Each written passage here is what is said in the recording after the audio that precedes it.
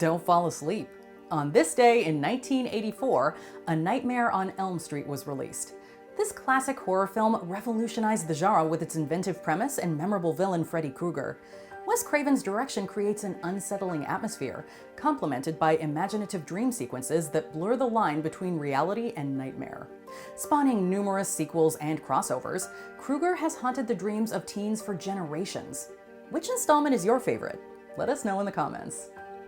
Number 10. Glenn is pulled into the bed. A Nightmare on Elm Street. Freddy's claws are enough to make a scene terrifying and iconic. Before becoming a one-liner machine, Freddy Krueger was a pretty efficient but still somewhat theatrical maniac. I'm your boyfriend now, Nancy.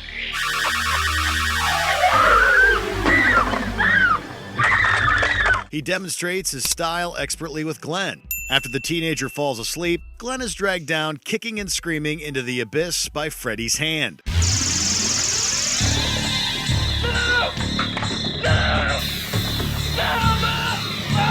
Accompanied by Charles Bernstein's pulsating soundtrack, this scene proves that sometimes it's far more haunting to leave certain things to the imagination, and of course, add torrents of blood in the aftermath.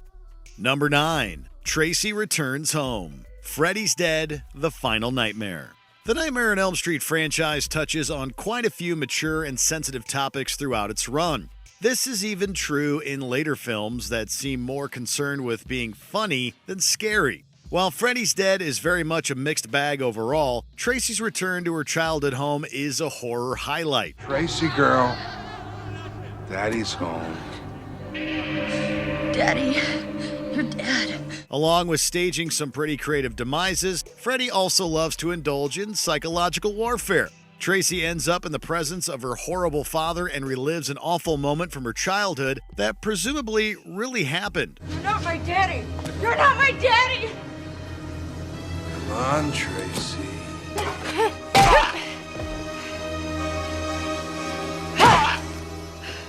This scene is so chilling that it actually becomes less intense once Freddy reverts to his normal form. What's with kids today, huh? Number 8. What happens to Taran? A Nightmare on Elm Street 3, Dream Warriors.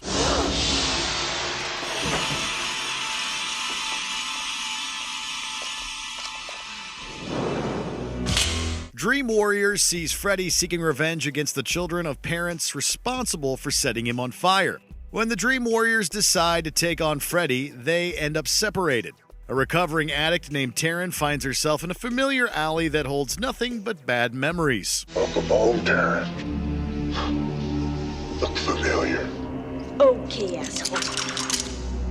Let's dance! For a scene that initially feels like an 80s punk music video, things ramp up quickly and to horrifying effect when Freddy uses Taran's history with addiction as a weapon. This terrifying scene shows that body horror can be deeply unsettling without relying on gore. What a rush. Number 7. Nancy Takes a Bath. A Nightmare on Elm Street. 1, 2, Freddy's coming for you. 3, 4, then lock your door. Falling asleep in a bath is just a recipe for disaster. As Nancy realizes that the man who appeared in her dreams is responsible for killing her best friend Tina, the stressed-out teenager settles down for a bubble bath to unwind. Naturally, Freddy has other plans. Don't fall asleep in there. You could drown, you know. Oh, for Pete's sakes. In an iconic scene, Freddy's glove raises from the water like a shark with a penchant for showmanship and fear.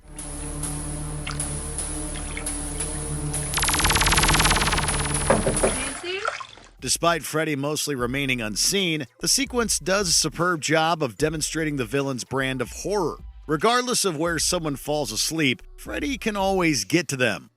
Number 6. Dan becomes a motorcycle. A Nightmare on Elm Street 5, The Dream Child. By the time The Dream Child rolled around, A Nightmare on Elm Street had gone full camp and Freddy was starting to be seen as a stand-up comedian. Among a slew of forgettable characters and cheesy scenes, The Dream Child manages to land a few genuinely memorable eliminations. In a prime example of the franchise's expertise with body horror, Dan becomes a bit too close with his motorcycle. This boy feels the need for speed. As Freddy throws out all the zingers, Dan transforms into an amalgamation of skin, wires, and pipes in a scene that is truly horrifying. It's also pretty impressive from an effects standpoint. Hey, Danny, better not dream and drive. Number 5. Freddy takes his wife's life. Freddy's Dead, The Final Nightmare. We need to talk. Originally billed as the final entry in the franchise, Freddy's Dead dives into its titular bad guy's backstory through a series of memories. Son of 100 maniacs! Son of 100 maniacs! Son of 100 maniacs! These scenes are among the film's best, helping to ground a villain who had become almost a cartoon. The highlight of these flashbacks involves a human but still intimidating Freddy disposing of his wife in a manner that has none of the over-the-top theatrics the franchise is known for. Even without makeup and claws, Robert Englund effortlessly delivers a bone-chilling performance as Freddy. He was truly a monster before the nightmare began. Don't worry, baby. Mommy just had to take her medicine for snooping in Daddy's special work. Number 4. Greta Eats Too Much. A Nightmare on Elm Street 5, The Dream Child. No, thank you. I'm not hungry. Aren't you eating? This scene was so gruesome that the theatrical release of this Dream Child sequence had to be trimmed down to make an R rating. After falling asleep at a dinner party with her overbearing mother, Greta finds herself at the mercy of Freddy's cooking. Madam, if I may. Bon appetit. Strapped to a chair in front of an audience of people, Greta is force-fed the insides of a doll that resembles her. Unapologetically disgusting, Greta's demise is genuinely difficult to watch, especially once you see her full from all of the, well, we hesitate to call it food.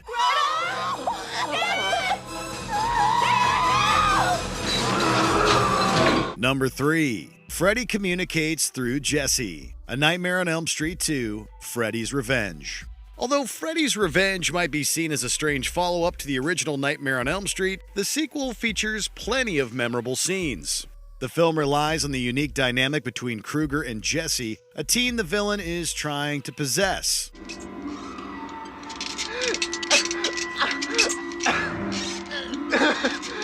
In a desperate attempt to not fall asleep, Jesse asks his friend Grady to keep watch. Unfortunately, things don't quite go to plan. Freddy literally goes through Jesse to get up close and personal with Grady. Throughout this unsettling scene, Freddy does not utter a word and just lets the situation speak for itself.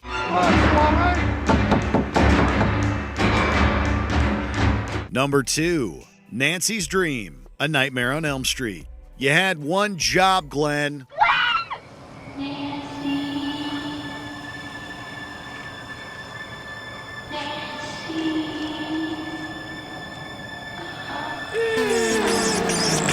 Desperate for answers on Freddy, Nancy enters the dream world and asks him to wake her up if things go awry. Naturally, Glenn falls asleep and leaves Nancy to fend off Freddy alone. Nancy, help me, please. Save me from Freddy. Split over multiple locations and including an appearance by Nancy's best friend who has certainly seen better days, this dream somehow makes climbing stairs and a pillow fight seem like the most hair-raising acts ever.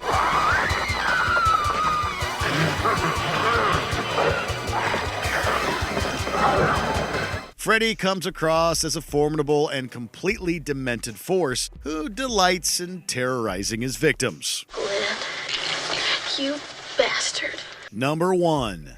Debbie checks into the Roach Motel. A Nightmare on Elm Street 4, The Dream Master. With practical effects that wouldn't look out of place in The Fly, The Dream Master was among the scariest Nightmare on Elm Street films. One of the movie's victims was a girl named Debbie who wasn't a fan of cockroaches.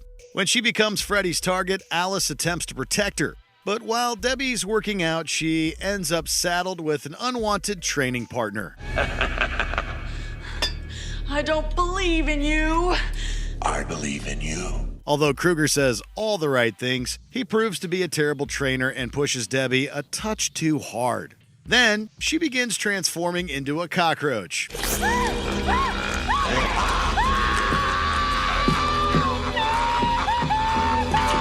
This horrifying scene is truly the stuff of nightmares. You can check in, but you can't check out.